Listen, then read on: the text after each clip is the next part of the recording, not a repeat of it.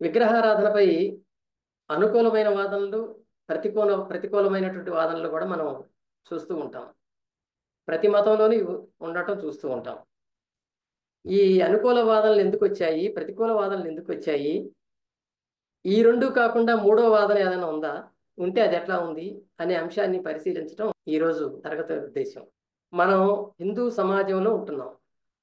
ఈ సమాజంలో ఉంటున్నప్పుడు మనకి నిత్యం అనుభవంలోకి అనేక పండగలు, ఉత్సవాలు మనకు కనిపిస్తూ ఉంటాయి. విగ్రహాలను పూజించేటువంటి జనాభా మన చుట్టూ కూడా చాలా ఎక్కువగా ఉంటుంది. కనుక ఈ విగ్రహాలకు సంబంధించిన పూజలు చేసేవాళ్ళు ఎవరైతే ఉన్నారో వాళ్ళ విగ్రహ పూజల్ని ఖండించేటువంటి వాళ్ళు కూడా వాళ్ళ మతాల్లో మనకు కనిపిస్తారు. వినాయకుడి ఉత్సవాలు తీసుకోండి. ఆ వినాయక ఉత్సవాల సందర్భంగా రోడ్ల మీద ఊరేగింపులు చేసి చివరికి నిమజ్జనం చేసి చేస్తున్న సమయంలో ఎంతో మంది హిందువుల్లో కూడా ఇదంతా ఎందుకు, భక్తికి ఇదంతా అవసరమా, మనసులో ఆరాధించుకుంటే సరిపోదా అని దాన్ని వ్యతిరేకించే వాళ్ళు ఉన్నారు. కనుక ఈ అనుకూల ప్రతికూల అంశాలు అనేటువంటివి మనం భక్తిలో చూస్తూ ఉంటాము. ఇది దీనిలోకి డీటెయిల్స్లోకి వెళ్ళే ముందు మనం కొంచెం అసలు విగ్రహారాధనలో విగ్రహం ఉందా, ఆరాధన ఉందా అనే క్వశ్చన్ కూడా మనం పరిశీలించాల్సిన అవసరం ఉంది. ఆరాధన అంటే ఏమిటి? ఆరాధన అంటే ఏదైనా ఒక వస్తువు పట్ల పవిత్ర భావమో భక్తి భావమో కలిగి దాన్ని పూజించే పద్ధతి ఒకటి ఏర్పాటు చేసుకుంటే అది ఆరాధన పద్ధతి అవుతుంది. ఆ ఆరాధన పద్ధతులు అనేటువంటివి మనకి ఆది మానవుని కాలం నుంచి ఉన్నాయంటానికి కూడా రుజువులు దొరికినాయి ఇప్పుడు చాలా దేశాల్లో. అయితే ఆది మానవుడు కాలంలో భయం అనేది ఉండేది. ప్రకృతిలో ఉన్నటువంటి శక్తుల్ని ఏది చూసినా సరే, ప్రాకృతిక విలయాలని, బీభత్సాలని ఏవి చూసినా సరే వాళ్ళకి భయం అనేది ఉండేది. కాబట్టి ఆ భయమే నెమ్మదిగా భక్తికి దారి తీసింది. ఆ భక్తి ఆరాధనకు దారి తీసింది. ఆ ఆరాధనే ఒక మతానికి కారణమైంది, మతం ఏర్పాటు చేసుకోవటానికి. ఆ తర్వాత విగ్రహాలు కూడా వచ్చాయి అనేటువంటిది ఒక ఒక వరుస క్రమం అనేటువంటిది చెప్పటం అనేది చూస్తూ ఉంటాం మనం. మనకు తెలిసినంత వరకు ప్రాచీన నాగరికతలు ఏవైతే ఉన్నాయో తీసుకుంటే అటు ఈజిప్ట్ నాగరికత కానీ, అస్సీరియా నాగరికత కానీ, సుమేరియన్ నాగరికత కానీ తీసుకున్నా సరే యూరప్ ఖండంలో మనకి ఇవన్నీ కనిపిస్తుంటాయి. అక్కడ మనం ఇరాన్ ప్రాంతం అని ఏదైతే అనుకుంటున్నామో, ఇరాన్లో ఉత్తర పశ్చిమ ప్రాంతంలో, ఇప్పుడున్న ఇరాన్ భూభాగానికి ఉత్తర పశ్చిమ ప్రాంతంలో ఉండేవాళ్ళు జొరాస్ట్రియన్ మతస్థుడు. వాళ్ళు ఆ రోజుల్లో ఆ దేశంలో రెండు ప్రముఖమైన జాతులు ఉండేవి. వాళ్ళు ఇండో ఆర్యన్ లాంగ్వేజెస్ మాట్లాడేవాళ్ళు. ఆ రెండు జాతులు ఏంటి? అసుర జాతి, దేవజాతి. ఈ అసుర జాతి, ఈ రెండిటి మధ్య ఆరాధన విషయంలో అప్పుడే తేడాలు ఉన్నాయి. దేవజాతి వాళ్ళు ప్రకృతిలో ఉన్నటువంటి ప్రతిదాన్ని పూజ్య భావంతో ఆరాధించేవాళ్ళు. సూర్యచంద్రుల్ని కానీ, చెట్లను కానీ, పుట్లను కానీ, పక్షుల్ని కానీ, జంతువుల్ని కానీ ఒక ఆరాధనా భావంతో వాళ్ళు చూసేవాళ్ళు. అది వీళ్ళకి నచ్చేది కాదు అసురులకి. వాళ్ళు ఏమనేవాళ్ళు అంటే, అసలు ఈ ప్రపంచానికి ఒక శక్తి ఉంటే ఉండొచ్చు, కానీ అది చాలా తెలియగలిగినటువంటి శక్తి, దానికి మేధస్సు చాలా ఎక్కువగా ఉంది అని చెప్పి వాళ్ళ దేవుడికి ఆహురు మాజ్దా అని పేరు పెట్టుకున్నారు. ఆహుర్ అంటే అసుర అని, అసురుల యొక్క మాజ్దా అంటే మాజ్దా అనే పదానికి మేధావి అని అర్థం వాళ్ళ భాషలో. సో ఆ పేరు పెట్టుకున్నారు. ఆ అసురుల యొక్క అంటే ప్రపంచాన్ని సృష్టించిన వాడు ఒక మేధావిని, అతను అదొక శక్తి అని, కాబట్టి అతన్ని మనసులో ఆరాధిస్తే సరిపోతుందని వాళ్ళు ఫీల్ అయ్యేవాళ్ళు. ఇలా ఈ రెండు తెగలు ఏమైనాయి అంటే తర్వాత క్లాష్ వచ్చి ఆ దేవజాతి వాళ్ళని అక్కడి నుంచి తరిమేయటం, వాళ్ళు నెమ్మదిగా ఇప్పుడు ఆఫ్ఘనిస్తాను ప్రాంతం ఏదైతే ఉందో అటు నుంచి క్రమక్రమంగా చైనా వైపు, తూర్పు ఆసియా దేశాల వైపు, భారతదేశం వైపు వలసలు రావటం అనేటువంటిది చూస్తాం మనం. వాళ్ళల్లో కొంతమంది ఇరాన్ వైపు, ఈజిప్ట్ వైపు పట్టుబడి వెళ్ళారు. సో అట్లాగే ఈ అసుర జాతి అనేది ఏదైతే అన్నామో, జొరాస్ట్రియన్ మతం ఏదని, వాళ్ళనే పారసీక మతం అంటాము, పారసీకులు అంటాం వాళ్ళని. వాళ్ళు ఇరాను, ఇరాకు, ఈజిప్టు అటువైపు కూడా వాళ్ళు విస్తరించారు. ఇస్లాం మతం ఏర్పడిన తర్వాత వీళ్ళంతా కూడా ఇస్లాం పరిధిలోకి వచ్చేసారు. అంతకుముందు వీళ్ళంతా కూడా ఆ జొరాస్ట్రియన్ చెప్పినటువంటి భావన ఏదైతే ఉందో దైవానికి సంబంధించి అది శక్తి అనేది ఒకటి ఉంటుంది అనే భావన ఏదైతే ఉందో దాన్నే వీళ్ళు ఫాలో అయ్యి వాళ్ళందరూ కూడా రకరకాల మతాలు ఏర్పడ్డారు. యూదు మతం దానిలో నుంచి వచ్చింది, క్రిస్టియన్ మతం వచ్చింది, ఇస్లాం మతం వచ్చింది, ఇంకా ఇతర చిన్న చిన్న మతాలు కూడా కొన్ని ఉన్నాయి, అవి కూడా వచ్చినాయి. వీళ్ళందరిలో కామనాలిటీ ఉంటుంది. వీళ్ళందరూ కూడా ఏకేశ్వర ఉపాసకులు. వీళ్ళు ఇట్లా అయిపోయారు. వీళ్ళ విగ్రహారాధన వీళ్ళు చెయ్యరు ఇప్పటికి కూడా. సో వీళ్ళందరికీ జొరాస్ట్రియన్ ఉన్న అసుర జాతి నుంచి వచ్చినటువంటి కల్ట్ ఇది. అలాగే ఇటు దేవజాతి వాళ్ళు ఇటు ఆసియా వైపు వచ్చిన తర్వాత, అందులో ముఖ్యంగా భారతదేశం వైపు వచ్చిన తర్వాత వాళ్ళు ఆర్యుల పేరుతో ఎంటర్ అయ్యి ఇక్కడ ఋగ్వేదం లాంటి గ్రంథాలను సంకలనం చేసుకున్నారు. వాటిని బట్టి వాళ్ళ వివరాలు మనకు తెలుస్తున్నాయి. మనం ఋగ్వేదం చూసినట్లయితే విగ్రహ పూజ కనిపించదు. అసురులతో వాళ్ళకు ఉన్నటువంటి క్లాష్ అక్కడక్కడ మనకు కనిపిస్తుంది. దేవాసుర సంగ్రామం అనేది ఋగ్వేదంలో ఒక ప్రముఖమైన ఘట్టం. దేవాసుర సంగ్రామం అన్నారు కానీ దాన్ని సురాసుర సంగ్రామం అనలేదు. ఎందుకంటే దేవజాతి వాళ్ళకి అసుర జాతి వాళ్ళకి ఎక్కడ జరిగినటువంటి ఆ పారసీక దేశంలో జరిగినటువంటి క్లాషెస్, వాటిని కొన్ని వందల సంవత్సరాల తర్వాత ఋగ్వేదంలో వాటిని గ్రంథస్థం చేశారు. ఆ దేవాసుర సంగ్రామాలు అందులో మనకు కనిపిస్తాయి. ఇది సో ఋగ్వేదంలో లేదు, యజుర్వేదంలో దైవ విగ్రహ పూజ లేదు, ఆ బ్రాహ్మణాలలో లేదు, అరణ్యకాలలో లేదు, ఉపనిషత్తుల్లో కూడా లేదు. అంటే వైదిక వాంగ్మయంలో, వైదిక సాహిత్యంలో ఎక్కడా కూడా విగ్రహారాధన లేదు. ఉపనిషత్తుల్లో అయితే ఆత్మ గురించి చర్చలే ఉంటాయి, విగ్రహాల గురించి లేవు. అందుకే ఉపనిషత్తుల్ని ఆత్మ విద్య లేదా బ్రహ్మ విద్య అని పిలుస్తారు. కనుక విగ్రహారాధన లేకపోవటం అనేది మనం ఇక్కడ చూస్తాం. అయితే ఆరాధన లేదా అంటే ఉంది. మళ్ళీ ప్రకృతి శక్తుల గురించి ఆరాధించటం ఉంది. వాటికి విగ్రహాలు కల్పించి ఆరాధించటం మనకి ఉండదు, కనిపించదు. కనుక దీనికి ఒక పరిణామక్రమం ఇందులో ఉంది. మరి ఎట్లా వచ్చింది ఇండియాలో? సరే, ఫారిన్ ఇతర దేశాల సంగతి పక్కన పెడదాం. మన భారతదేశం విషయానికి వచ్చినప్పుడు ఈ విగ్రహారాధనకి ఆది ఏమిటి, అసలు మొదలేమిటి, ఎక్కడుంది అన్నప్పుడు బౌద్ధాన్ని మనం ఆదిగా చెప్పుకోవచ్చు. ఎందుకంటే బౌద్ధం కంటే ముందు ఇక్కడ ఆర్యులు వచ్చిన తర్వాత కూడా, రాకముందు కూడా ఇక్కడ ఉన్నటువంటి మూలవాసులు విగ్రహారాధకులా కాదా అనేది ఇప్పటివరకు తేలలేదు. పోతే బౌద్ధం కంటే ముందు మాత్రం యానిమిజం లాంటిది, అంటే జంతువుల్ని పూజించటం, పక్షుల గుర్తుల్ని పూజించటం, జంతువుల గుర్తుల్ని పూజించటం లాంటివి ఉండి ఉంటాయి అనేది చరిత్రకారులు ఊహిస్తున్నారు.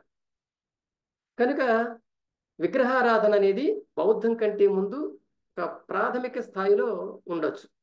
అది ఇక్కడ మూలవాసుల్లో, ఆర్యుల్లో లేదు. మళ్ళీ ఆర్యుల్లో యజ్ఞాలు, యాగాలు, ఆ యజ్ఞ యాగాల యొక్క ఫలాలు, వాటి యొక్క స్వర్గ నరకాలు, పాప పుణ్యాలు, ఇవే ఉండేవి.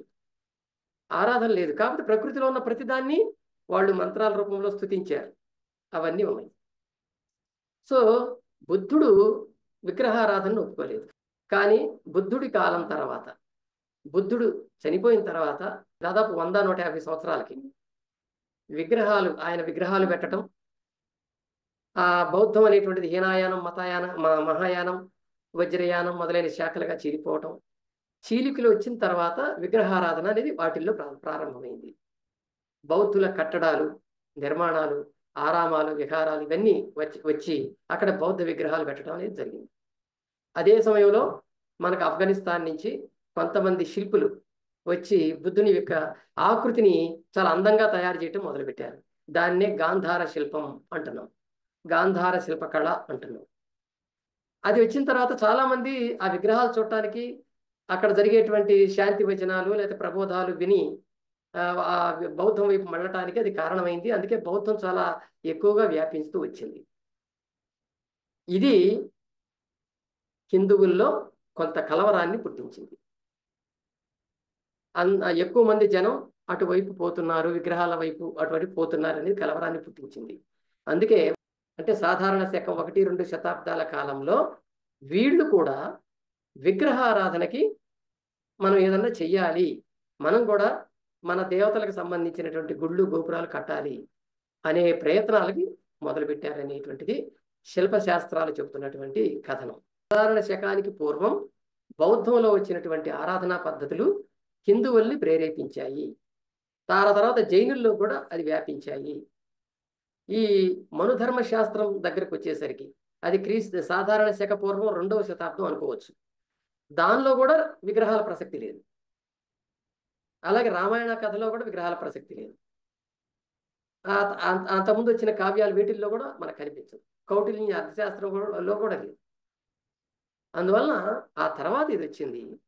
ఈ 1-2 శతాబ్దాల కాలం నాటికి హిందువుల్లో విగ్రహారాధన మొదలైంది. కాకపోతే చాలా ప్రాథమిక స్థాయిలో ఉండేది. వీళ్ళు ఎవరిని పెట్టాలి విగ్రహాలుగా అనేది వాళ్ళు చూజ్ చేసుకోవటం అనేటువంటిది కొంచెం ఆ రోజుల్లో కష్టమైంది. తర్వాత కొన్ని పేర్లు వాళ్ళు సెలెక్ట్ చేసుకున్నారు. విష్ణు, బ్రహ్మ, రుద్ర, ఈ పేర్లు మనకి వేదాల్లో కూడా కనిపిస్తాయి. సో వీళ్ళ కోసం అని ముందు వాళ్ళు తయారు చేసుకున్నారు. అక్కడి నుంచి విగ్రహాలు మొదలవటం, ఆ విగ్రహాలని పెట్టడానికి మళ్ళీ టెంపుల్స్, దేవాలయాలు అనేవి అవసరం కావటం, బౌద్ధ కట్టడాలను చూసి కొంత ప్రేరేపించబడి తర్వాత ఫారిన్ అంటే ఆఫ్ఘనిస్తాన్ వైపు నుంచి వచ్చినటువంటి కొంతమంది శిల్పులు అక్కడ ఉన్నటువంటి శిల్పకళను తీసుకొచ్చి ఇక్కడ పెట్టడం, ఆలయ ఆకృతుల్ని ఇక్కడ పరిచయం చేయడం జరుగుతుంది. అందుకే మీకు నార్త్ ఇండియాలో చూసినట్లయితే అక్కడ గుడుల నిర్మాణం డిఫరెంట్గా ఉంటుంది. సౌత్ ఇండియాలో గుడుల నిర్మాణం డిఫరెంట్గా ఉంటుంది. ఆ కళ వేరు, ఈ కళ వేరు. ఈ ఆరాధన అనే దాన్ని ఎలా మనం కొన్ని నియమాల ప్రకారం చెయ్యాలి, ఆ నియమావళి కోడ్, దానికి ఒక కోడ్ ఉంటే బాగుంటుందనే ఆలోచన కూడా అప్పుడు వచ్చింది. ఈ కోడ్ ఎలా ఉండాలి అనే దానికి దాదాపు 100-150 సంవత్సరాలు వాళ్ళు అంటే బౌద్ధాన్ని ఇమిటేట్ చేయకూడదు, మనదంటూ మనకు సపరేట్గా ఉండాలి అనేటువంటి దానికోసం ప్రయత్నాలు జరిగినాయి. దానిలో నుంచి వచ్చినవే ఆగమాలు, ఆ చర్చల్లో నుంచి వచ్చినవే ఆగమ శాస్త్రాలు. ఈ ఆగమ శాస్త్రాల్లో చక్కగా ఒక దేవాలయాన్ని నిర్వహించడం దగ్గర నుంచి అన్నీ ఉంటాయి. ఈ ఆగమ శాస్త్రాలు అనేటువంటివి 3 రకాలు ఉన్నాయి ఇప్పటి వరకు.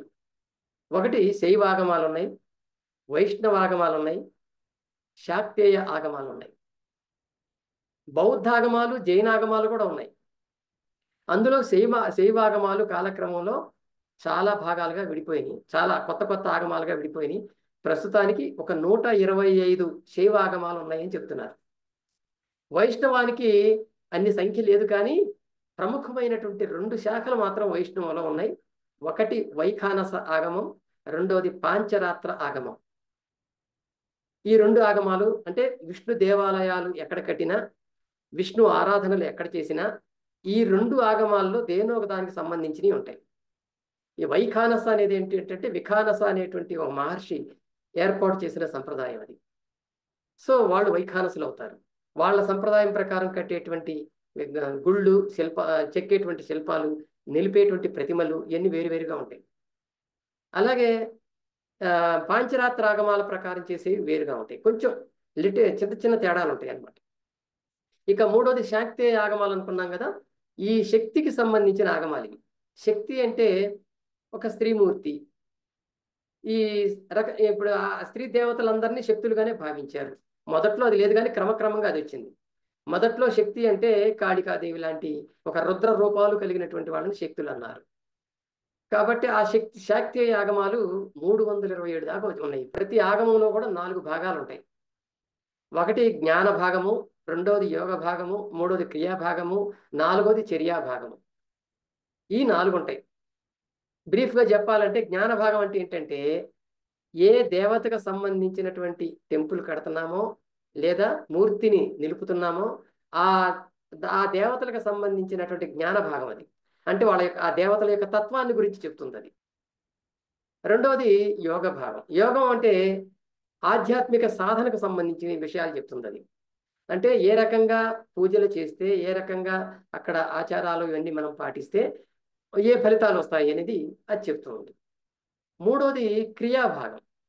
క్రియాభాగంలో మళ్ళీ 3 రకాలు ఉంటాయి: మంత్రం, తంత్రం, యంత్రం. ఈ మంత్రం, తంత్రం, యంత్రం అంటే మంత్రం అనేటువంటిది దేవతని కొలవటానికి వాక్కు రూపంలో ఏర్పాటు చేయబడినటువంటి ఒక కొలిచే సాధనం అది. దేవతను కొలవటానికి వాగ్రూపంలో ఉన్నటువంటి పూజ. దాన్ని మంత్రం అన్నారు. అది మననం చేయటమే మంత్రం. మననాత్ త్రాయిత ఇది మంత్రః అని సంస్కృతంలో వ్యుత్పత్తి అర్థం ఉంది దానికి. అంటే ఎక్కువ సార్లు మననం చేయటం వల్ల, చెప్పటం వల్ల మనకు రక్షణ ఏర్పడుతుంది, అది మనల్ని రక్షిస్తుంది అని చెప్పారు. సో అది మంత్రం. అది వాగ్రూపమైన లేదా అక్షర రూపమైనటువంటి మంత్రం. ఇక రెండోది తంత్రం. ఈ అక్షర రూపంలో ఉన్నటువంటి మంత్రాలకు క్రియారూపాన్ని ఇస్తుంది ఇది తంత్రం అనేది. అంటే ఆచరణ రూపాన్ని ఇస్తుంది. ఏ ఏ ఆచారాలు చేస్తే ఆ మంత్రాలు ఫలిస్తాయి అనేది చెప్తుంది. మూడోది యంత్రం. యంత్రం అంటే మనకి రకరకాల యంత్రాలు ఉన్నాయి. చక్రాలని కూడా అంటాం వాటిని. శ్రీచక్రం, రకరకాల సుదర్శన చక్రం, ఇట్లాంటి చాలా చక్రాలు ఉన్నాయి మనకి.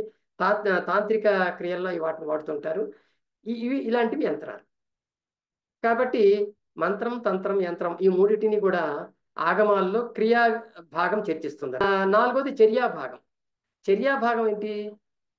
ఆ దేవతను కొలవటానికి వచ్చే భక్తులు ఏ నియమాలు పాటించాలి, వాళ్ళ దైనందిన జీవితంలో ఎట్లాంటి భక్తిని ప్రదర్శించాలి, వాటి గురించి చెప్తుంది. కాబట్టి ఈ జ్ఞాన భాగం, యోగ భాగం, క్రియాభాగం, చర్యాభాగం ఈ నాలుగిటితో ఉండేదాన్నే ఆగమం అంటారు. ఈ ఆగమం ప్రకారమే ఒక దేవతని మనం ఒక గుడిలో పెట్టడం అనేటువంటిది జరుగుతూ ఉంటుంది.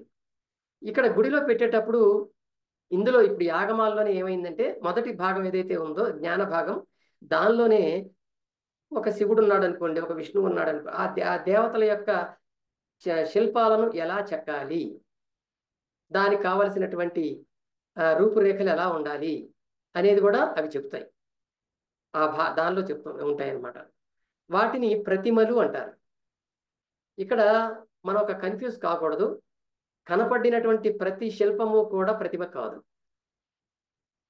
రాతితో చెక్కబడింది ప్రతిదీ కూడా మనం ప్రతిమ అనటానికి వీలేదు. ప్రతిమ అనే పదం దేనికి వాడాలంటే మతపరమైనటువంటి దేవతల విగ్రహాలు ఏవైతే ఉన్నాయో వాటినే ప్రతిమలు అనాలి.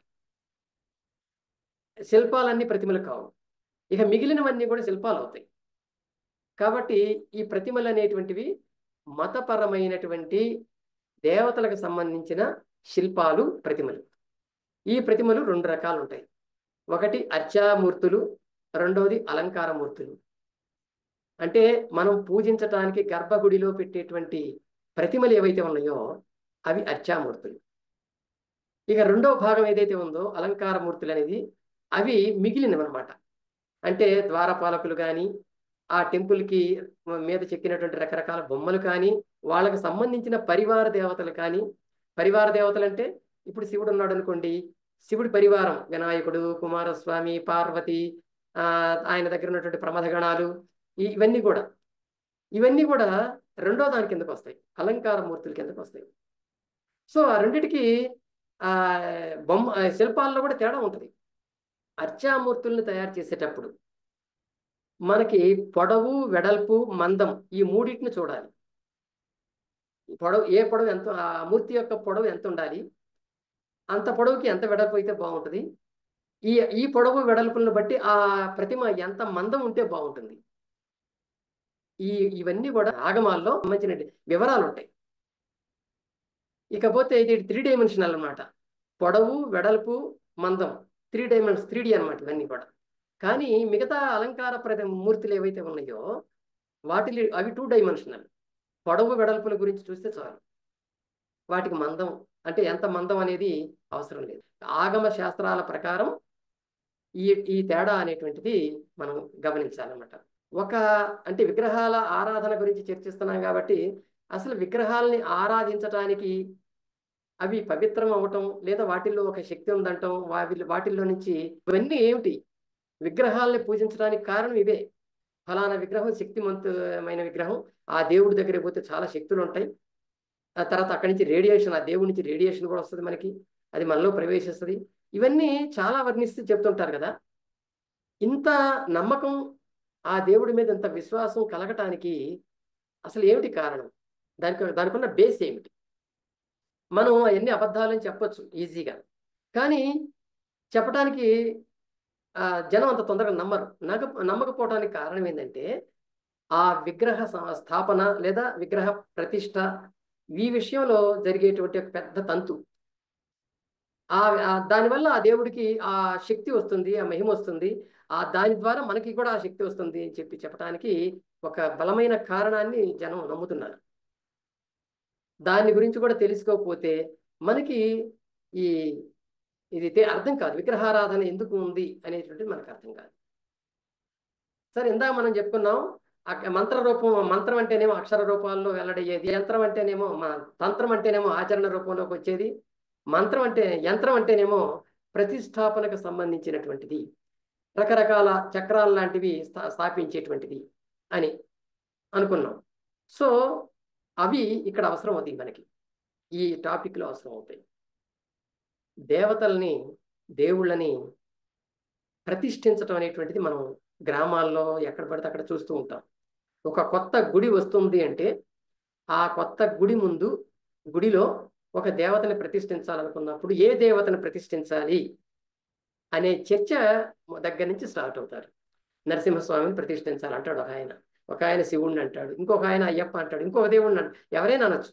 అన్నప్పుడు ఎక్కువ మంది ఆ ఊర్లో వాళ్ళు ఫలానా దేవుణ్ణి మనం ప్రతిష్ఠించాలనే నిర్ణయం తీసుకున్న తర్వాత దానికి సంబంధించిన ప్రాసెస్ స్టార్ట్ అవుతుంది. ఆ స్థలం ఎక్కడ, ఆ స్థలం అనేది వాస్తు ప్రకారం ఉందా లేదా, ఆ వాస్తు మళ్ళీ ఆగమ శాస్త్రాల్లోకి వెళ్ళాలి. దానికోసం అది ఉందా లేదా చూసుకోవటం, దానికి కావాల్సిన స్థలం సరిపోతుందా లేదా అది చూసుకోవటం, ఇవన్నీ కూడా ముందు భూ పరీక్షలు చేస్తారనమాట. చేసిన తర్వాత దిక్కులు చూస్తారు. ఏ దిక్కుకి అంటే అర్చామూర్తి ఏ దిక్కుకు వైపు ఉండాలి, ఆ టెంపుల్ ఏ దిక్కును చూస్తుండాలి, ఇవన్నీ వాస్తు ప్రకారం చూస్తారు. దాన్ని ఆవాహన, ప్రాణ ప్రతిష్ఠ అనే 2 పదాలతో తెలియజేస్తారు. మీరు ఎక్కడన్నా టెంపుల్ ప్రాణ ప్రతిష్ఠ జరిగేటువంటి, విగ్రహ ప్రతిష్ఠ జరిగేటువంటి ప్రాంతాన్ని, ప్రక్రియను మొత్తాన్ని మనం కనుక పరిశీలించినట్లయితే చాలా విషయాలు మనకు తెలుస్తాయి. సో దాన్ని మీకు బ్రీఫ్గా నేను చెప్తాను, మీరు ఈసారి ఎక్కడన్నా చూడండి. ఈ ఆవాహన, ప్రాణ ప్రతిష్ఠ అనేటువంటివి 2 కూడా ఈ ఒక దేవతని గుడిలో ప్రతిష్ఠించడానికి సంబంధించినటువంటి తంత్రానికి సంబంధించిన విషయాలు. ఈ ప్రతిష్టనికి చేయటానికి ముందు 26 రకాల సామగ్రిని సేకరించుకో. ప్రతిష్టా కార్యక్రమం అనేది 5 రోజుల పాటు జరుగుతుంది. ఒకరోజేమో నవరత్న విన్యాసం అంటారు, ఒకరోజు యంత్రాలు స్థాపించడం అంటారు, ఒకరోజు పూర్ణాహుతి అంటారు, ఒకరోజు మహా సంప్రోక్షణం అంటారు. ఇవన్నీ ఉంటాయి. నవరత్న న్యాసం అంటే 9 రకాల రత్నాలను, మనకి నవరత్నాలు అంటుంటారు కదా, గోమేధికం, వజ్రం, వైఢూర్యం, ముత్యం, ఇట్లాంటివి. ఈ 9 రకాల రత్నాలను తీసుకొచ్చి మనకి పునాది ఏదైతే మూల విరాట్ని ఎక్కడైతే పెడతారో ఆ పెట్టడానికి కింద తవ్వే గొయ్యిలు వీటిని వేయాలి. ఇది మొదటి రోజు జరిగే పని. రెండో రోజుని యంత్ర స్థాపనం అంటారు. యంత్ర స్థాపనం అంటే యంత్రాలని దాంట్లో వేయటం. యంత్రం అంటే ఏంటి, అసలు అది ఎట్లా జరుగుతుంది అంటే పాదరసం లాంటి ధాతువుల్ని తీసుకుంటారు. కెమికల్స్ని ఆ రోజుల్లో ధాతువులు అనేవాడు. పాదరసం లాంటి కెమికల్స్ని తీసుకొని దానిలో వేసి వాటి పైన యంత్రాలను పెడతారు. అది రెండో రోజు కార్యక్రమం. దాని మీద నవధాన్యాలు కూడా చల్లుతారు. నవధాన్యాలు అంటే మనందరికీ తెలుసు, పెసర్లు, మినుములు, రాగులు, చోళ్ళు, వగైరా వగైరా. ఈ నవధాన్యాలు కూడా అందులో చల్లుతారు. మూడో రోజు అగ్నికి పూర్ణాహుతి అనేది, మహాపూర్ణాహుతి అంటారు దాన్ని, అది చేస్తారు. ఇక 4వది మహాసంప్రోక్షణం. ఈ మహాసంప్రోక్షణం అనేటువంటిది ఏంటంటే మూల విరాట్ని దానిలో పెట్టబోయే ముందు ఆ మూల విరాట్ని శిల్పి చెక్కుతాడు. ఆయనతో పాటు ఆయన అసిస్టెంట్లు కూడా చెక్కుతారు. వీళ్ళందరి వల్ల ఆ మూల విరాట్ మైలబడిపోతుంది. పడిపోయినప్పుడు ఆ మైలను తొలగించాలి. తొలగించడానికి చేసేదే మహాసంప్రోక్షణం. కనుక అది చేసిన తర్వాతనే అది ప్రతిష్ఠ చేయటానికి సిద్ధమవుతుందన్నమాట. ఇక 5వ రోజుది అసలైన కార్యక్రమం ప్రాణ ప్రతిష్ఠ అంటారు దాన్ని, లేదా విగ్రహ ప్రతిష్ఠ అంటారు. అది 5వ రోజు అనమాట. ఈ విగ్రహ ప్రతిష్ఠ చాలా వింత కార్యక్రమం అనమాట. ఆ వింత కార్యక్రమం ఎంత వింత అంటే వాళ్ళు ఎన్నో వందల మంత్రాలు వాటిల్లో వస్తాయి. అవన్నీ కూడా అసలు ఎవరు ఆ అన్ని మంత్రాలను చదవరు. ఎందుకుంటాయి అన్ని మంత్రాలు అంటే ఒక విగ్రహానికి ప్రతిష్ఠ చేస్తున్నామని అంటే ఆ విగ్రహ ప్రతిష్టకు సంబంధించిన తంతులో ఆ ఏర్పాటు చేసినటువంటి వాళ్ళ యొక్క ఉద్దేశం ఏంటంటే ఒక మనిషికి ఎన్ని అవయవాలు ఉన్నాయో, ఎన్ని అవయవ కార్యాలు ఉన్నాయో అవన్నీ కూడా విగ్రహానికి రావాలి అనేది వాళ్ళ ఉద్దేశం. అంటే ప్రాణాన్ని తీసుకురావాలంటే ఒక విగ్రహానికి మనిషికి ప్రాణం ఉన్న శరీరంలో ఎన్నైతే ఉన్నాయో, ఎన్ని విభాగాలు, ఎన్ని అవయవాలు, వాటి పై యొక్క కార్యాలు ఏవైతే ఉన్నాయో అవన్నీ కూడా ఈ విగ్రహానికి రావాలి. 96 కళలు అనేవి శరీరానికి ఉంటాయి అని చెప్పారు. 96 కళలట. అది అవన్నీ కూడా విగ్రహాలకు ఉండాలంటారు వాళ్ళు. పంచభూతాలు, శరీరంలో పంచభూతాలు ఉంటాయి, పంచ జ్ఞానేంద్రియాలు ఉంటాయి, పంచ కర్మేంద్రియాలు ఉంటాయి. అలాగే ఈ కర్మేంద్రియాలకు సంబంధించినటువంటి ఉప విభాగాలు ఉంటాయి, అవి ఒక 10. తర్వాత పంచ ప్రాణాలు ఉంటాయి. అలాగే శరీరంలో చక్రాలు ఉంటాయి, పైనుంచి కింద దాకా. అంటే కుండలిని చక్రం దగ్గర నుంచి మన వెన్నుముక దగ్గర నుంచి పైకి తల వరకు వెళితే మొత్తం 6 చక్రాలు ఉంటాయి. అవి అవి యోగాలో మనకి చెప్తారు ఆ చక్రాల గురించి. అవి తర్వాత రాగాలు 8 ఉంటాయి, అంతఃకరణాలు ఉంటాయి, తర్వాత ఊర్ములు అనేవి ఉంటాయట, ధాతువులు ఉంటాయట, అవస్థలు 3 ఉంటాయట, కోశాలు 5 ఉంటాయట. ఈ మొత్తం కలిపితే 96. వీటిని ఎలా దేవుడికి ఎలా చేస్తారు అంటే ఆవాహన ద్వారా చేస్తారు అంటారు. దాన్ని ఆవాహన అంటారు. ఆవాహన అంటే వచ్చేలా చేయటం, ఒకదాని నుంచి మరొక దానికి ట్రాన్స్ఫర్ చేయటం. ఎలా చేస్తారు? మంత్రాల ద్వారా చేస్తారు. సో ఒక్కొక్క దానికి సంబంధించిన మంత్రాన్ని కనుక చదివితే ఆ శక్తి, ఆ కళ ఆ విగ్రహానికి కూడా పెడుతుంది. కాబట్టి ఈ 96 మంత్రాలు, 96 కళలకు సంబంధించిన, మనిషిలో ఉండే కళలకు సంబంధించినవన్నీ కూడా 96 మంత్రాల ద్వారా విగ్రహానికి కూడా వస్తాయని చెప్పి వాళ్ళు చెప్తారు. ఇవన్నీ అయిపోయిన తర్వాత, ఈ ఆవాహనంతా అయిపోయిన తర్వాత ఆ విగ్రహానికి అప్పటి వరకు కూడా కళ్ళకి మైనం పెట్టించుతారు. విగ్రహం కళ్ళు శిల్పి చెక్కుతాడు కదా, వాటికి అప్పటి వరకు మైనం పెట్టించుతారు, కనపడినివ్వరు. ఈ ఆవాహన ప్రక్రియ అయిపోయిన తర్వాత ఆ మైనాన్ని తొలగిస్తారు. తర్వాత కొత్త బట్టలు కడతారు విగ్రహానికి. ఆ తర్వాత మొదటిసారిగా ఆ విగ్రహానికి క్షీరాన్నం అంటే పాలతో తయారు చేసిన ఆహారాన్ని నివేదన చేస్తారు. ఇది ఆ ప్రాణ ప్రతిష్ఠ కార్యక్రమంలో జరిగేది. దీనికి రకరకాల మంత్రాలు ఉంటాయి. అందులో ఏంటంటే అస్య శ్రీ ప్రాణప్రతిష్ఠ మంత్రస్య బ్రహ్మ విష్ణు మహేశ్వరం ఋషయ ఋకీజస్ సామాధర్వాణి ఛందాంసి సకల జగత్ సృష్టి స్థితి సహకారిణి సంహారకారిణి శక్తి పరదేవత అని ఒక మంత్రం చెప్తారు. కాబట్టి బ్రహ్మ విష్ణు మహేశ్వరులు అనేవాళ్ళు ఋషులు. ఈ ప్రాణ ప్రతిష్ఠ కార్యక్రమానికి, ఈ ప్రాణ ప్రతిష్ఠ చేసే మంత్రానికి వాళ్ళు ఋషులు లాంటి వాళ్ళు. అంటే వాళ్ళే ఈ మంత్రాన్ని తయారు చేశారు. ఋగ్ యజుస్ సామ అథర్వ వేదాలు అనేవి ఆ మంత్రానికి ఛందస్సులు.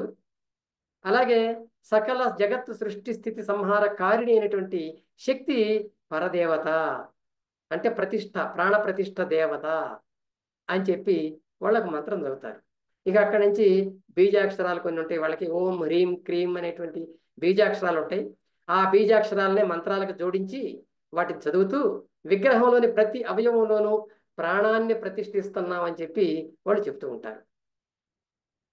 సర్వేంద్రియాణి వాంగ్మనస్త్వక్ చక్షుశ్రోతృ జిహ్వాఘ్రాణ పాణిపద పాయూపస్థ ఇహ రాగత్య సుఖం శరం తిష్టంతు స్వాహ అని ఇట్లా చదువుతుంటారు. ఇక అంటే అన్ని ఇంద్రియాలు రావాలి. వాక్కు, మనస్సు, త్వక్ అంటే చర్మం, చక్షు అంటే కళ్ళు, శ్రోత్రు చెవులు, జిహ్వ నాలుక, ఆఘ్రాణ అంటే ముక్కు, పాణి చేతులు, పాద కాళ్ళు, పాయు అంటే వెనక మల విసర్జనం చేసేది, ఉపస్థ లింగ ఉన్నటువంటి ప్రదేశం. ఇహైరాగత్య సుఖం చిరం తిష్టంతు స్వాహ. ఈ విగ్రహానికి కూడా మనిషికి ఉన్నటువంటి అన్ని అవయవాలు ఈ విగ్రహానికి కూడా వచ్చి ఈ విగ్రహం చిరకాలము సుఖంగా ఉండుగాక అని ఆ మంత్రాన్ని అవదాన్ని వాళ్ళు చదువుతారు. ఇకపోతే ఈ ప్రాణ ప్రతిష్ఠకు ఒక దేవత ఉందని చెప్పారు కదా, పరదేవత ఒక ఆమె ఉందని, శక్తి ఒక ఆమె ఉందని. ఆ శక్తి ద్వారానే ప్రాణ ప్రతిష్ఠ జరుగుతుంది విగ్రహానికి. ఆ శక్తికి ఒక శ్లోకం ఉంది. ఇది చాలా ఇంపార్టెంట్. అంటే మొత్తం విగ్రహ ప్రతిష్టలో ఇదే కీలకమైనటువంటి శ్లోకం కూడా.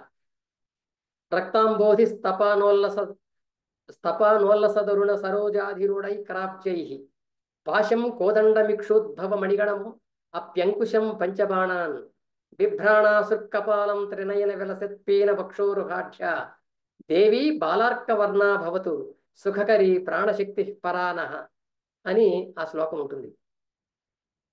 ఈ చాలా కఠినంగా అర్థం కాకుండా ఉండేటువంటి ఈ పదాడంబరాల్ని మనం జాగ్రత్తగా ఒక్కొక్కటి విడదీసుకుంటూ పోతే రక్త అంబోధి తపాన్ ఉల్లస అరుణ సరోజాదిరూఢాకరాబ్జై అంటే ఈ దేవత ఏదైతే ఉందో ఆ దేవత ఒక తామర పువ్వు మీద కూర్చొని ఉంది. అరుణ సరోజాధిరూఢ ఎర్రని తామర పువ్వు మీద తామర పువ్వును అది ఆరోహించి ఉంది. ఆ తామర పువ్వు రక్త సముద్రం నుంచి ఉదయించే సూర్యకిరణాల తాకిడి వల్ల వికసించి ఎర్రగా ఉందట. రక్తాంబోధి స్తపానోల్లస అది దాని అర్థం. సో దానివల్ల ఎర్రగా ఉందట. రక్తపు సముద్రం నుంచి ఉదయించే సూర్యుడు ఇంకా రక్తంగా ఉంటాడు. ఆ సూర్యకిరణాలు తాకటం వల్ల ఈ తామర పువ్వు ఇంకా రక్తంగా ఎర్రగా తయారవుతుంది. అదిగో ఆ పువ్వు మీద ఆమె కూర్చొని ఉంది. తన కరాబ్జాల్లో అంటే తన రెండు చేతుల్లో పాశం, కోదండం, ఇక్షూద్భవ మణిగణం, అపి అంకుశం, పంచబాణాన్ ఇవి కలిగి ఉంది. ఒక తాడు, తర్వాత విల్లంబు ఉంది. చెరుకు గడ నుంచి వచ్చినటువంటి మణిగణాలు అంటే చెరుకు గడ నుంచి వచ్చేటువంటి మణిగణాలు. మణిగణాలు అంటే అవి నీటికి సంబంధించినటువంటి స్ఫటికాలు లాంటివి. అవి అంకుశం, పంచబాణాలు అంటే 5 రకాల బాణాలు మన్మథుడి దగ్గర ఉంటాయి అంటారు. ఆ పంచబాణాలు ఇవన్నీ ఒక చేతిలో, మరొక చేతిలో బిభ్రాణాసుర్ కపాలం, మరొక చేతిలో రక్తపు పుర్రె, ఎర్రగా ఉన్నటువంటి ఒక పుర్రె రెండో చేతిలో ఉంటుంది. ఆమె ఆ దేవత త్రినయన 3 కన్నులు కలిగినటువంటిది. విలసత్ పీన వక్షోరుహాఢ్య, విలసిత్ అంటే అందంగా ఉన్నటువంటి లావైనటువంటి స్తనాలు కలిగినటువంటిది. దేవి బాలార్కవర్ణ భవతు సుఖకరి ప్రాణశక్తి పరానః అది లేత సూర్యుని రంగుతో మెరిసేటువంటి ఆ పరదేవత ప్రాణశక్తిగా మా అందరికీ సుఖ సౌఖ్యాలను అందించుగాక అని దాని అర్థం. ఈ మంత్రమే విగ్రహ ప్రతిష్టాపనలో చదువుతారు. అది కనుక ఈ మంత్రాల ద్వారా విగ్రహాలకి ప్రాణశక్తి వస్తుంది. ఆ ప్రాణశక్తి వచ్చిన తర్వాతనే ఆ విగ్రహానికి మహిమలు ఏర్పడతాయి. ఆ విగ్రహానికి ఏది మనం ప్రార్థించినా, ఏది కోరుకున్నా మన కోరికలు నెరవేరతాయి. ప్రాణము లేని విగ్రహాలను పూజించిన ఒకటే, పూజించకపోయినా ఒకటే. కాబట్టి ఈ ప్రాణ ప్రతిష్ఠ అనే కార్యక్రమం జరగకుండా మీరు ఏ విగ్రహాన్ని పూజించినా ఉపయోగం లేదు అని వాళ్ళు తయారు చేసినటువంటి ఒక తంతు ఇది. దీన్ని అనుసరించి అందరూ కూడా ఫలానా గుడికి వెళితే చాలా మహత్తు ఉంది, ఫలానా తిరుపతిలో చాలా మహత్తు గల దేవుడు, లేదా ఇంకొక యాదగిరి గుట్టలో ఫలానా మహత్తు గల దేవుడిని ఇట్లా మహత్తులు ఆపాదించి ఆ విగ్రహాల ఆరాధనకి వెళుతూ ఉంటారు. ఇంకొక విషయం ఏంటంటే, ఇదిగో ఈ కార్యక్రమం జరగటం వల్ల, ప్రతిష్టా కార్యక్రమంలో ఇవన్నీ ఈ తంతంతా ఉండటం వల్ల ఒక శ్లోకాన్ని చాలా మంది చెబుతూ ఉంటారు. ఏమిటంటే, దైవాధీనం జగత్ సర్వం మంత్రాధీనంతో దైవతం తన్మంత్రం బ్రాహ్మణాధీనం బ్రాహ్మణో మమ దేవత అన్నారు. ఈ శ్లోకం రావటానికి ఇదే కారణం. దేవతలు మొత్తం దైవాధీనం కదా, ఈ ప్రపంచం అంతా కూడా దేవుడి అధీనంలో ఉంటుంది అంటాం కదా. కాబట్టి అటువంటి దైవాధీనం ఏదైతే ఉందో ఆ దైవం కూడా మంత్రాధీనమై ఉంటుంది. ఇప్పుడు మనం చెప్పుకున్నాం కదా, విగ్రహ ప్రతిష్టకి మంత్రాలే కారణం. ఈ మంత్రాల వల్లనే ఆ విగ్రహానికి శక్తి వస్తుంది. కాబట్టి ఈ మంత్రాల వల్లనే ఆ దేవుడికి శక్తి వస్తుంది. కాబట్టి మంత్రాలు చాలా ఇంపార్టెంట్. తన్మంత్రం బ్రాహ్మణాధీనం, ఈ మంత్రాలు బ్రాహ్మణుల యొక్క అధీనంలో ఉన్నాయి. ఇతరులు ఎవరికి ఇవి పనిచేయవు, వాళ్ళకి మాత్రమే పనిచేస్తాయి. కాబట్టి బ్రాహ్మణో మమ దేవత, నిజమైన దేవుడు ఎవరయ్యా మాకంటే బ్రాహ్మడే. ఎందుకంటే దేవుడికి కూడా దేవుడు ఆయన. అందువలన ఈ బ్రాహ్మణుని మనం పూజించాలి అనేటువంటి ఒక భావన ఈ శ్లోకం ద్వారా వ్యాప్తిలోకి వచ్చింది. దీనికి ఎంత దీనికి ఎగ్జాంపుల్ అంటే దీనికి ఏమిటి రుజువు అని అంటే ఇదిగో విగ్రహ ప్రతిష్ట. ఈ విగ్రహ ప్రతిష్టలో వాళ్ళు చేసిందంతా కూడా ఆ దేవతకు కూడా శక్తి రావడానికి మంత్రాలే కారణమని వాళ్ళు చెప్పారు కాబట్టి అది దాన్ని ఉదాహరణకి చెప్తారు. ఇది తెలిసిన తర్వాత ప్రాచీన కాలంలోనే ఈ విగ్రహారాధన విగ్రహ ప్రతిష్టలు వాటికి కావాల్సిన ఈ తంత్రాలు ఇవన్నీ వచ్చిన తర్వాతనే చాలా మంది ఇది పెద్ద భోగస్సు, దీన్ని మనం వాళ్ళ యొక్క ఎవరైతే దీని ప్రచారం చేస్తున్నారో ఇది వాళ్ళ యొక్క స్వార్థ ప్రయోజనాలు నెరవేర్చడానికి తప్ప ఇందులో ఎటువంటి విషయము లేదు అని చెప్పి అప్పటి నుంచి వ్యతిరేకించడం మొదలుపెట్టారు. విగ్రహాలను పూజించడం వృధా అనే దాన్ని ప్రచారం చేశారు. వాళ్ళు కూడా ఆస్తికులే, ప్రచారం చేశారు. వ్యతిరేకత అనేది విగ్రహారాధనలో వచ్చింది. అందుకే మనం జాగ్రత్తగా సంస్కృత సాహిత్యం ఈ ఆస్తిక సాహిత్యాన్ని పరిశీలించితే అందులో చాలా చోట్ల మనకి దేవుడి వ్యతిరేకత కనిపిస్తుంది. సినిమా పాటల్లో కూడా మనకు కొన్ని వినిపిస్తుంటాయి. ఆలయమేళ, అర్చన లీల, ఆరాధన లీల,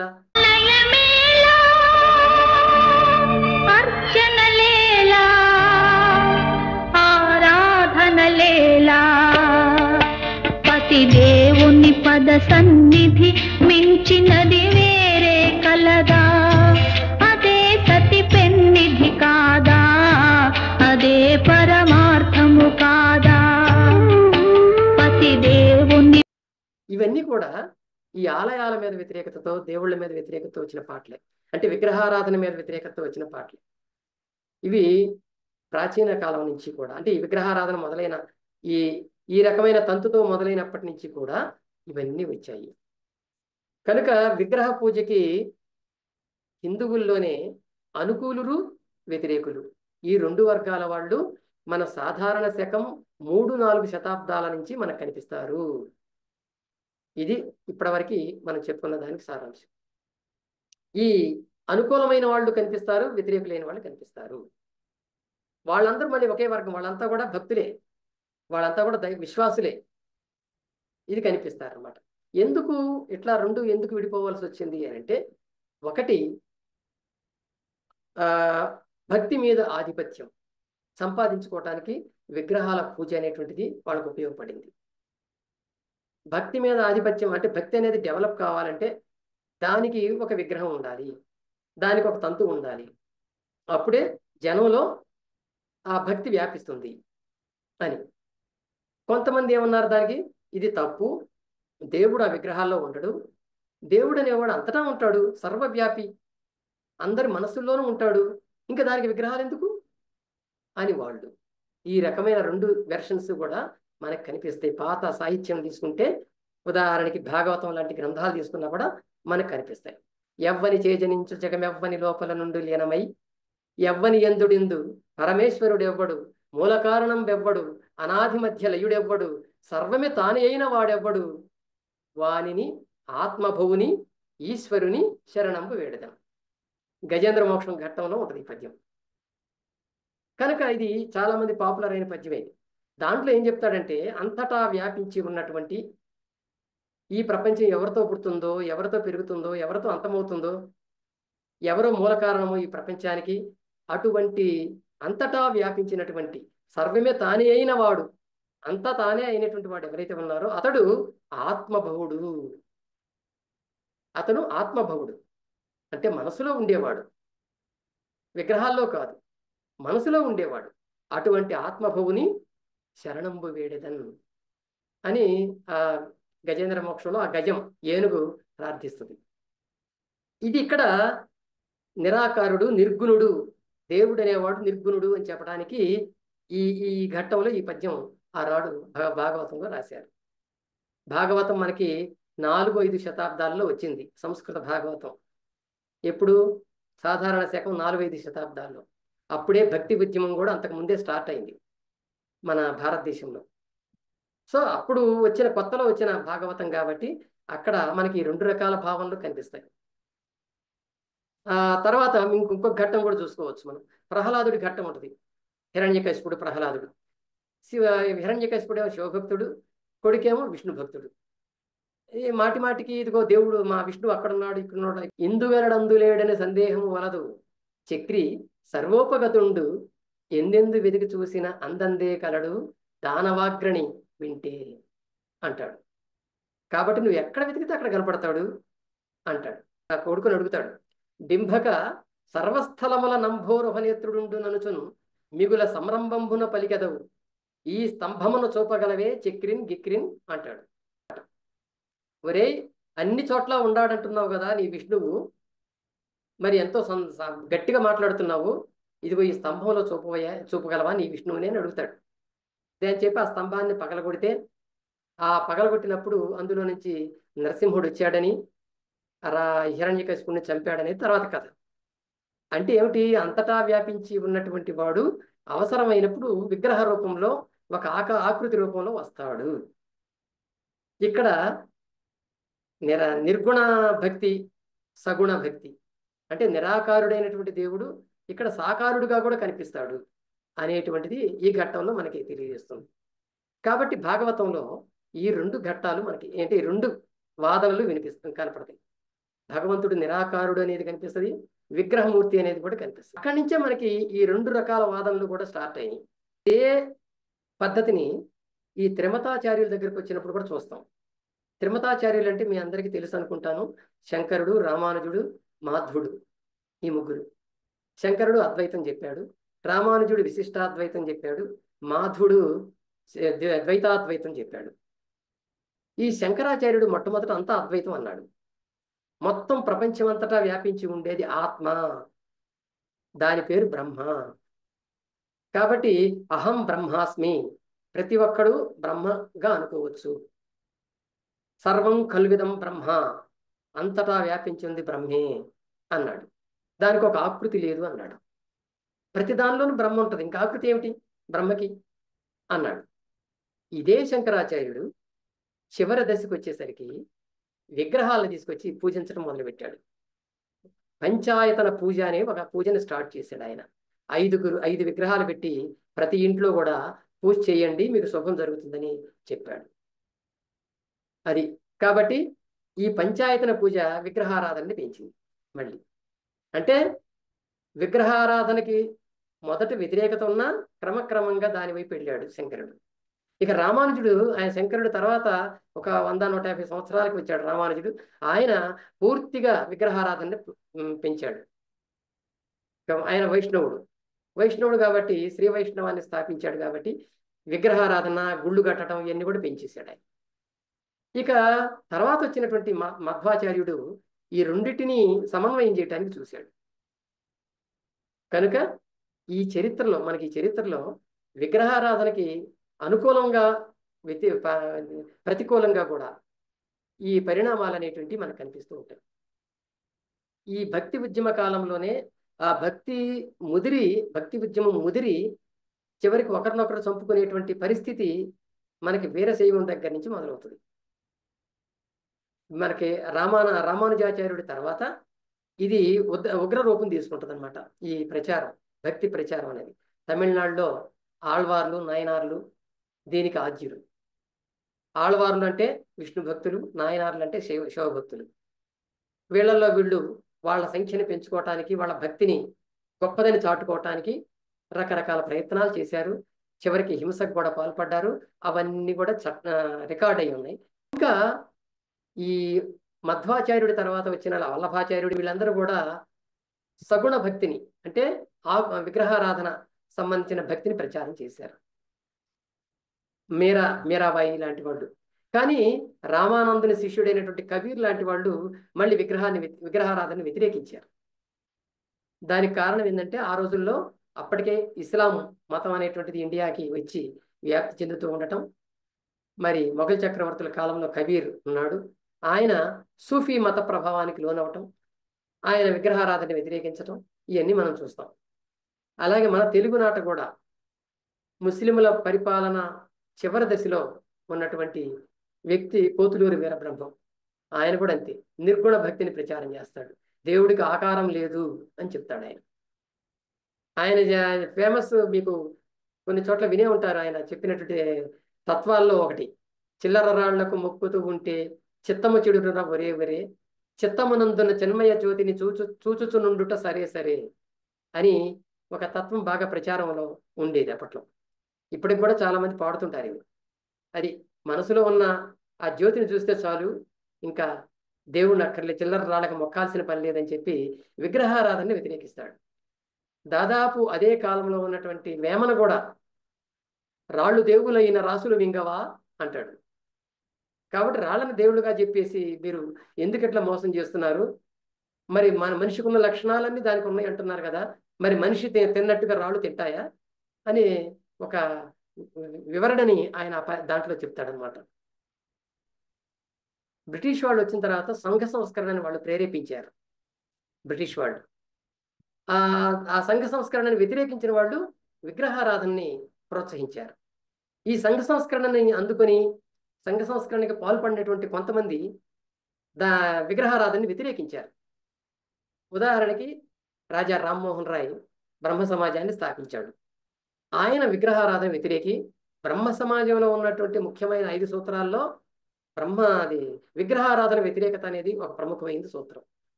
అలాగే కుల వ్యవస్థను వ్యతిరేకించాడు, మూఢాచారాలను వ్యతిరేకించాడు, అవన్నీ ఉంటాయి దాంట్లో. కానీ సర్వేశ్వరుడు భావనని సమర్థించాడు.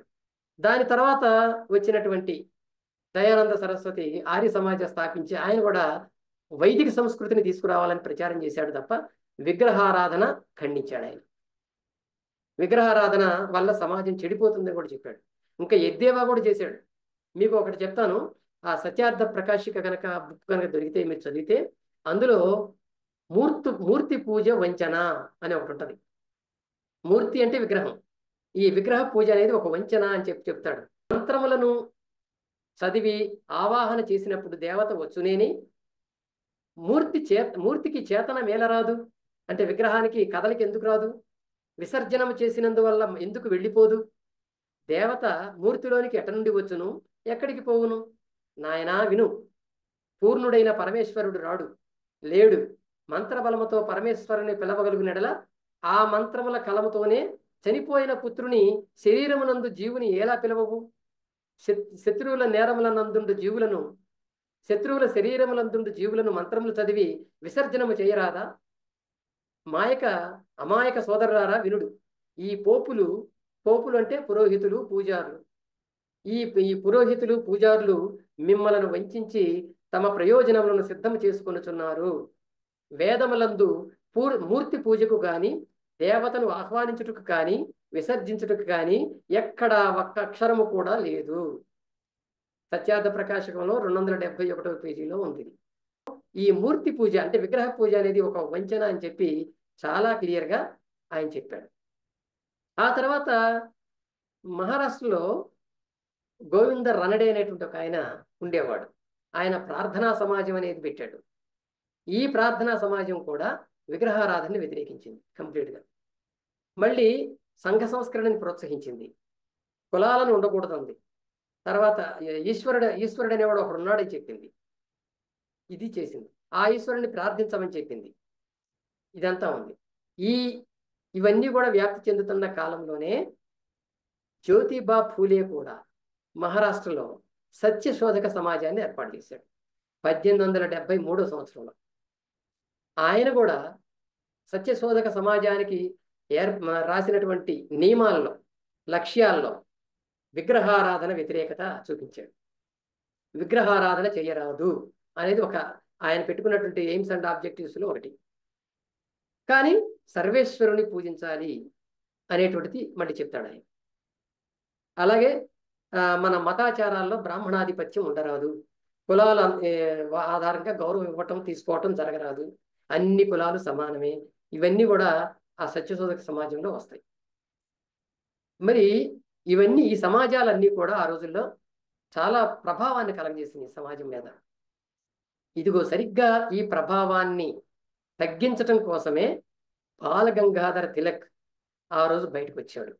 ముఖ్యంగా మహారాష్ట్రలో జ్యోతిబా ఫూలే ప్రభావం బాగా ఉన్న రోజుల్లో ఒక ప్రక్కన విగ్రహారాధకులు అందరూ కూడా ఏం చేయాలి, వీళ్ళు బాగా పెరిగిపోతున్నారు, ఏం చేయాలి, మన ధర్మాన్ని కాపాడుకోవడం ఎట్లా అని చెప్పి బాధపడుతున్న టైంలో వాళ్ళందరూ కలిసి బాలగంగాధర తిలక్ని ఒత్తిడి చేయడంతో ఆయన ముందుకొచ్చాడు మళ్ళీ దీన్ని తీసుకురావడం కోసం.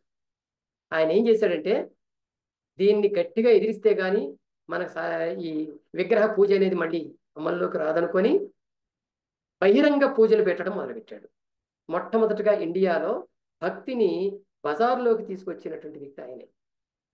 మొట్టమొదట ఆయన ఏం చేశాడంటే శివాజీ జయంతులు చేయటం మొదలుపెట్టాడు. శివ జయంతులు అన్నాడు ఆయన.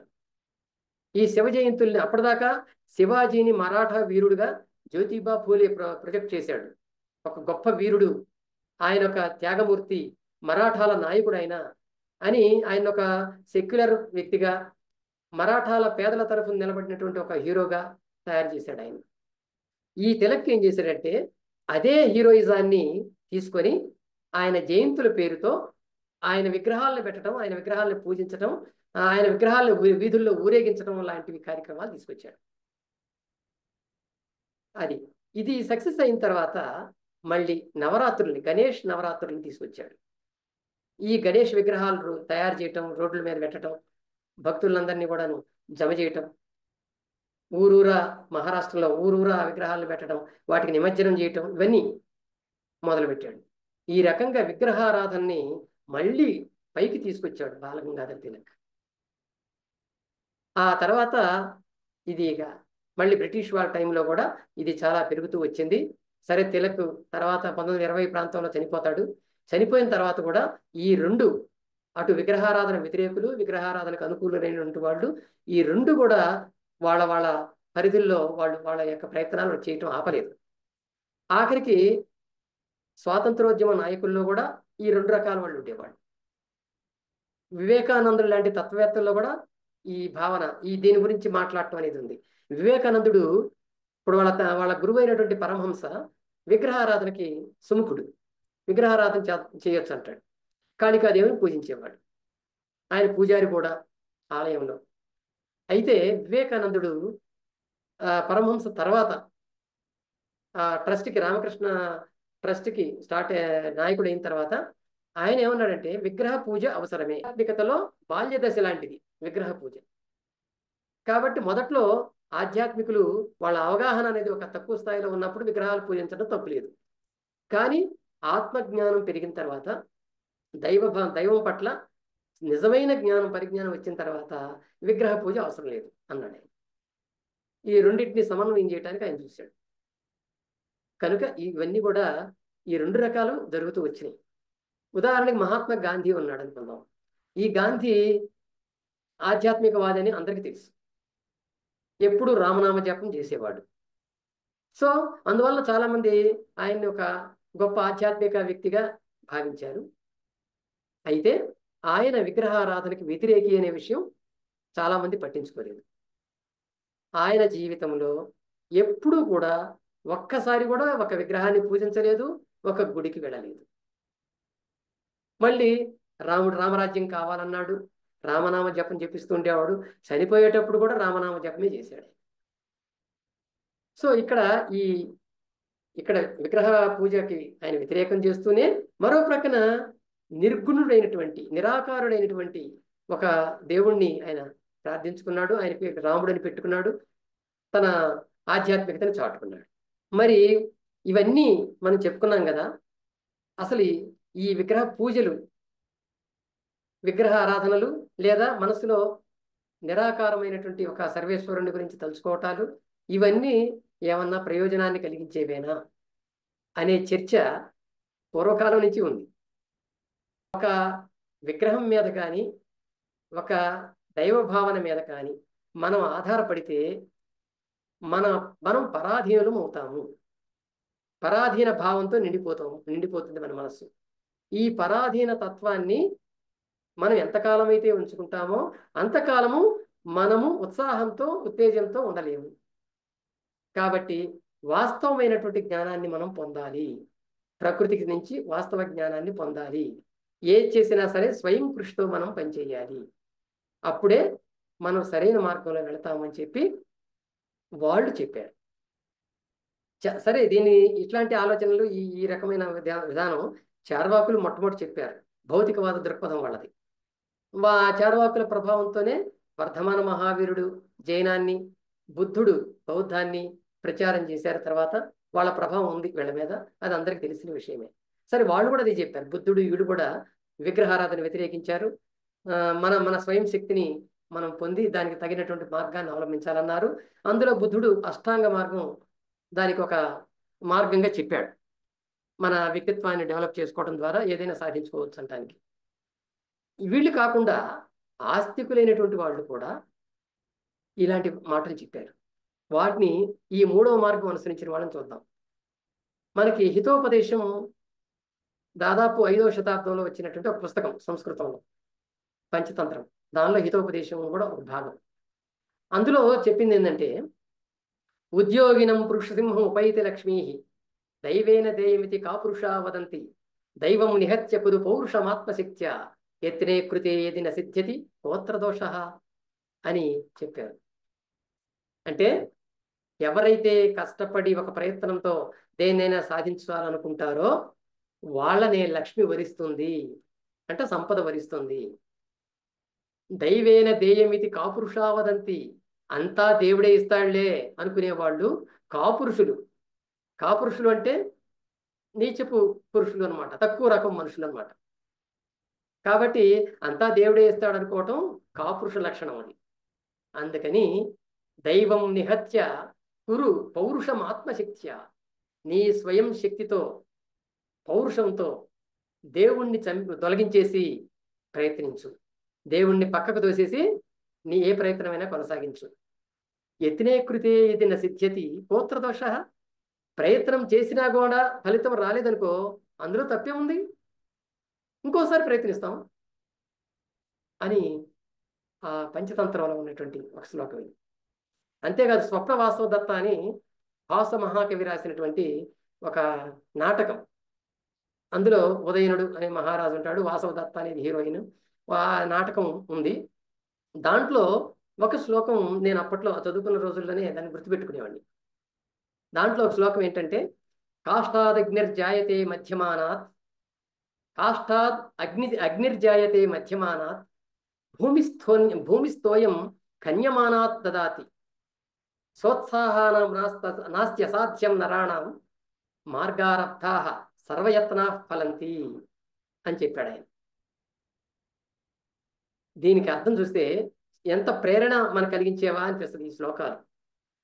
కాష్టాత్ అగ్నిర్జాయతే మధ్యమానాత్, రెండు కర్రల్ని ఒకదానికొకటి రాపిడి చేయటం వల్లనే అగ్ని పుడుతుంది.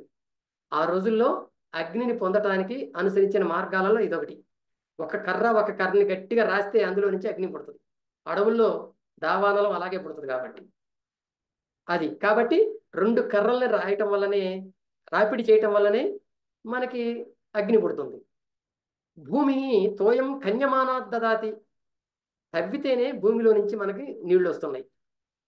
సోత్సాహానాం నాస్త్యసాధ్యం నరాణాం, ఉత్సాహవంతులైనటువంటి మనుషులకి అసాధ్యం అనేటువంటిది లేదు. మార్గారబ్ధాః సర్వయత్నా ఫలంతి, ఏదైనా ఒక పనిని మొదలు పెట్టడం ద్వారానే, ప్రయత్నించడం ద్వారానే అన్నీ ఫలిస్తాయి అని ఆ శ్లోకం అప్పట్లో ఉండేది. ఈ స్వప్న వాసవతత్వం కూడా మనకి కాళిదాసు కాలంలో, అంటే 5వ శతాబ్దంలో వచ్చిన నాటకం అది.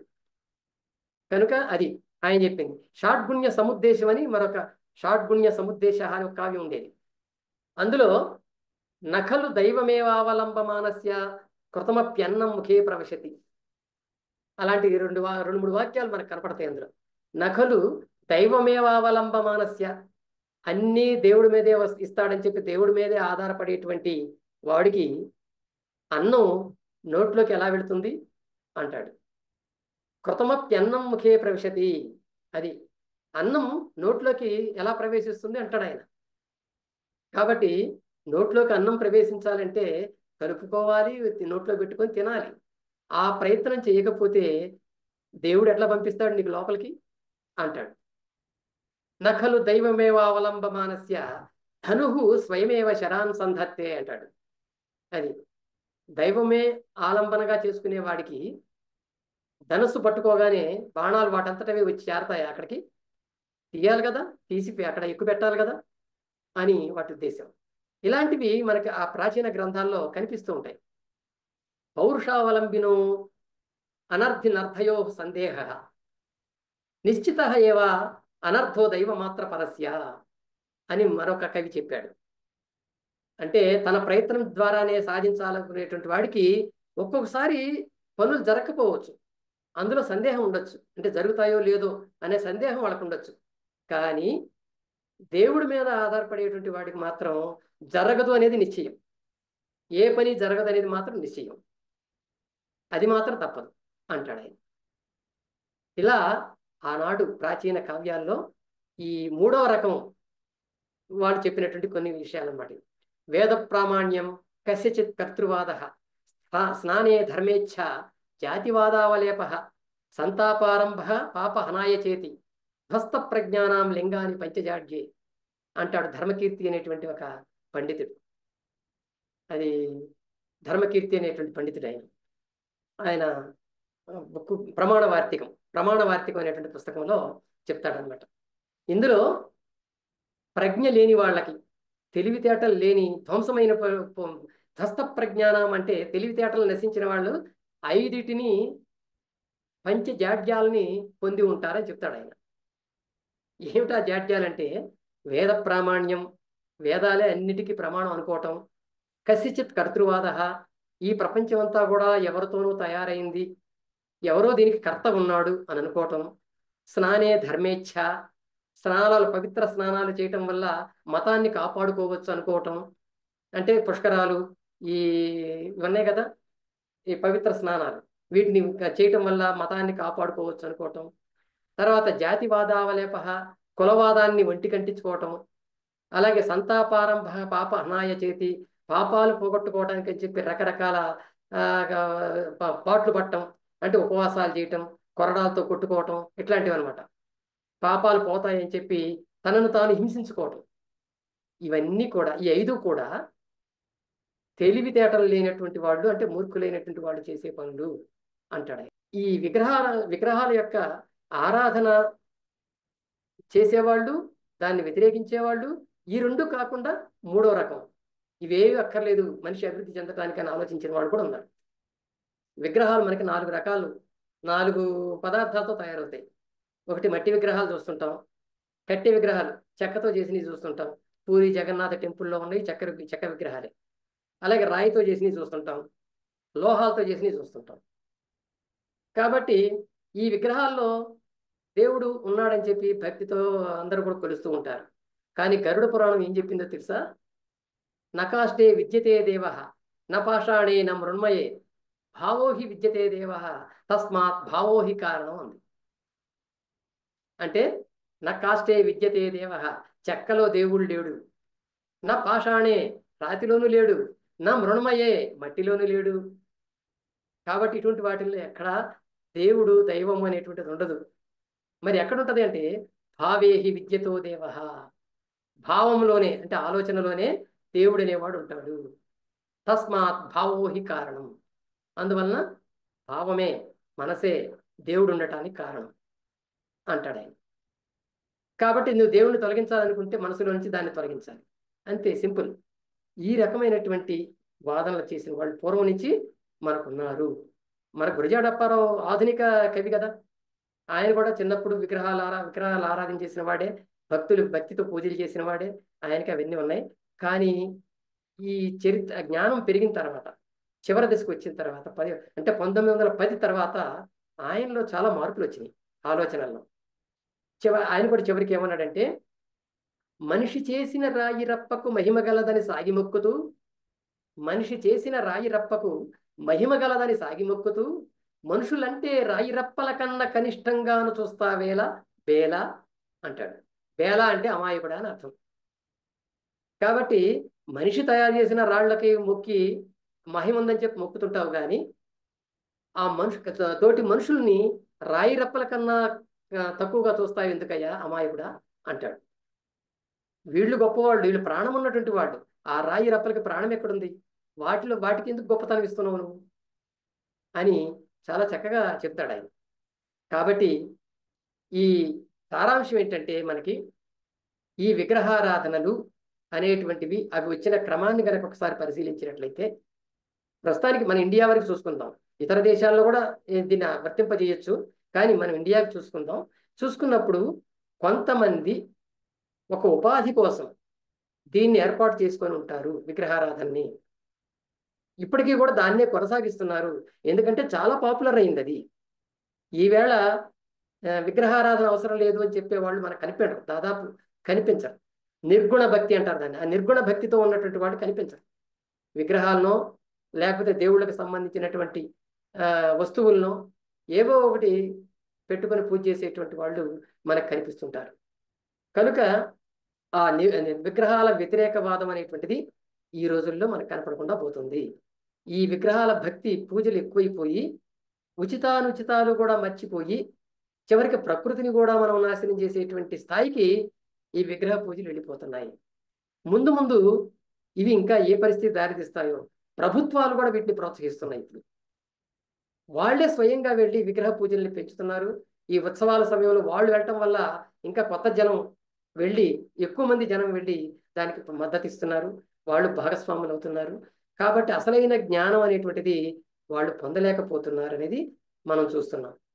కనుక విగ్రహ పూజ అనర్థం. అలాగే విగ్రహాలు అవసరం లేదు, ఆత్మలో ఆత్మను మనసులో పూజించుకుంటే చాలు అనేటువంటిది, ఈ రెండు కూడా మనిషిని ఎదగనీయకుండా చేసేవే. వాస్తవ జ్ఞానం ఏదైతే ఉందో, ప్రకృతికి సంబంధించిన వాస్తవ జ్ఞానాన్ని పెంపొందించుకోవటం, ప్రతిదీ మానవుడే స్వయం కృషితో సాధించగలడు అనేటువంటి ఒక జ్ఞానానికి, ఒక కంక్లూషన్కి రావటం ద్వారానే వీటిని అధిగమించగలుగుతాం. మనల్ని వ్యక్తిగతంగా మనంతటా మనం డెవలప్ అవుతాం. సమాజం కూడా ఆ రకంగా ఆ పరిస్థితికి వచ్చినప్పుడు సమాజం కూడా డెవలప్ అవుతుంది. ఉద్దేశాలు, ఈ రకమైన అభిప్రాయాలని ఈవేళ ప్రజల్లోకి ప్రచారం చేయటం అనేటువంటిది చాలా అవసరంగా కనిపిస్తూ ఉంది. Thank you very much.